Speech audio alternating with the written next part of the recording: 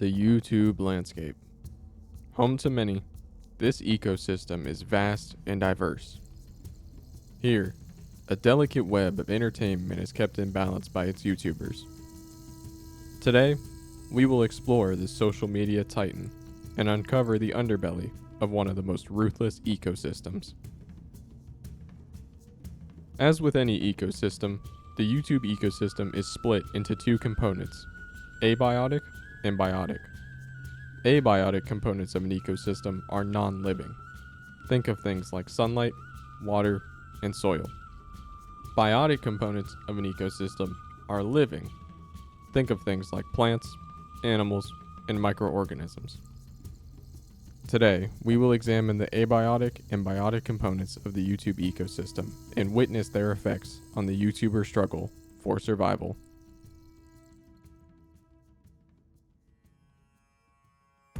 In an ecosystem, everything starts with the sun. Without sunlight, plants could not photosynthesize and grow, meaning herbivores could not eat the plants, carnivores could not eat the herbivores, and so on. In similar fashion, the YouTube ecosystem depends on the platform itself. Without YouTube, there would be no YouTubers, and thus no ecosystem.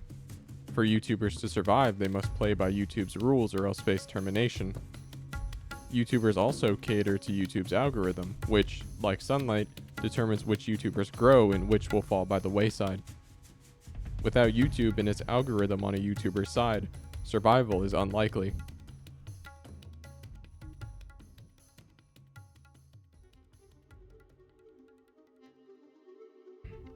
Climate. Climate drives adaptation and is a key factor of survival.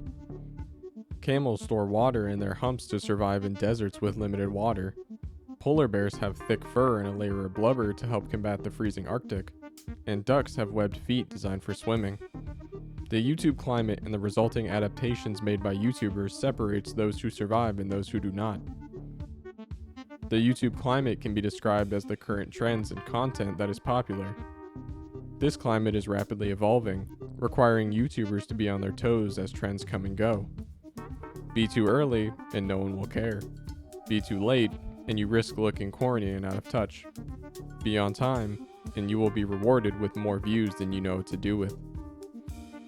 When adapted to successfully, YouTube's climate will help a YouTuber grow their channel and core audience while reaching viewers who would have otherwise never seen their content. When no adaptation occurs, the YouTuber will be left stranded.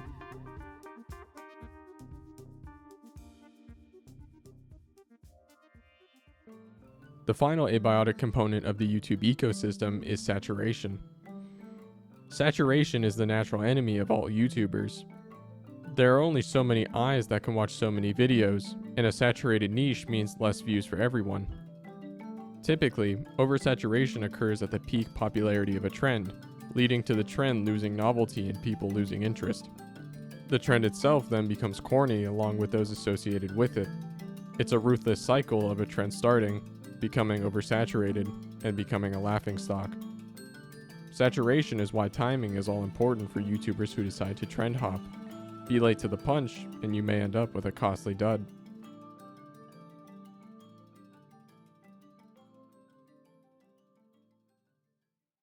Now that we know the abiotic components of the YouTube ecosystem, let's take a look at the biotic components. The first of the biotic components of the YouTube ecosystem we'll be examining are the producers. As the name implies, producers are YouTubers who create wholly unique content that other YouTubers cannot easily replicate or cannot replicate at all. These include YouTubers such as animators, entertainers, educators, and comedians. Producers possess a unique advantage in that they are uniquely resistant to the YouTube climate. Viewers come to producers for their unique content rather than what's trending, giving producers great freedom in the content they produce. Producers can often be seen expanding into secondary forms of content and having secondary channels, a testament to their adaptability. This freedom, however, comes with a downside. Producers often trade channel growth for freedom of expression. A producer's audience is drawn to their content because of its unique style and flair, which limits the number of people who'd be interested in it due to personality and taste mismatches. If someone does not enjoy the producer's style or personality, it is unlikely that they will give said producer a second chance. This trait often forces producers into a hyper-specific niche that only they can fill. Imitators of the producer's content, style, or personality are unlikely to gain traction given the producer's monopoly over that style of content. This is not to say that a producer cannot claim the spotlight. Rather, it is just less likely for a producer to gain the mass appeal of that of a consumer or decomposer. In total, the producer is the master of flair. Like the feathers of a peacock, the producer draws viewers in and awes them with their particular style. Thanks to producers, viewers are supplied with unique content, YouTubers can react to their videos, and the ecosystem maintains a sense of artistry.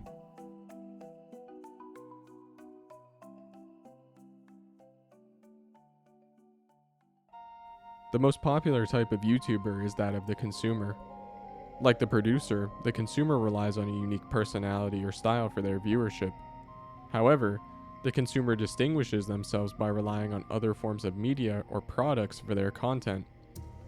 The consumer category includes some of the most popular types of content on the platform, such as gaming, tech reviewers, beauty channels, and the aforementioned trend hoppers. Consumers are highly prone to the YouTube climate. Consumers not only have to adapt to the current YouTube climate, but also have to adapt to the climate of their niche. Gaming channels play games that are new and popular. Tech reviewers review the latest and greatest technology. Beauty channels share products and beauty trends, and trend hoppers move from one trend to the next. Furthermore, the consumer must be keenly aware of the macro trends in the YouTube climate. For example, in the early and mid-2010s, Let's Plays dominated the YouTube gaming space, where nowadays you'd be hard-pressed to find anyone posting a Let's Play. The natural enemy of the consumer is saturation. Consumers' climate-prone status makes them highly susceptible to being pushed out of the spotlight due to saturation. Early movers get a lion's share of the viewership when a trend becomes popular, while late movers are rarely considered. The name of the game for the consumer, then, is anticipating the next trend and reacting to new trends early. Consumers can somewhat combat this susceptibility to climate by building a strong core audience. The core audience will continue watching the consumer's content regardless of if they keep with trends. When done successfully, this can grant the consumer as much freedom as a producer while giving them access to a larger audience, though it is quite difficult and rare to pull such a feat off. To summarize, the consumer is a master of the hunt. Always keeping watch for new trends, the consumer waits for the right time to deliver the killing blow. Energetic, keen-eyed, and entertaining, consumers ensure that viewers have the best content to choose from. The final biotic component of the YouTube ecosystem are the decomposers. Decomposers are YouTubers who rely on other channels or current events to make their content. Decomposers consist of channels such as commentary channels, news channels, and reaction channels. Decomposers are extremely prone to the YouTube climate and must follow trends to survive, even more so than consumers. While consumers must anticipate where the climate is headed, decomposers play a more reactionary game. Decomposers compete through reaction time, as the first decomposer to post about a current event is likely to soak up the majority of the views. The ease in which this type of content is made makes the decomposer category highly saturated and competitive. Typically, a handful of individuals hold the spotlight while many smaller channels fight for the remaining views. Due to the sameness of decomposer content, they often have to resort to over-the-top personas to grab viewer attention. Many YouTubers will temporarily take the role of a decomposer during downtime in content production or when a particularly important event is occurring. This allows them to produce content during periods of downtime while still creating the content they desire. Decomposers also face threats from producers and consumers, who often lack respect for their role.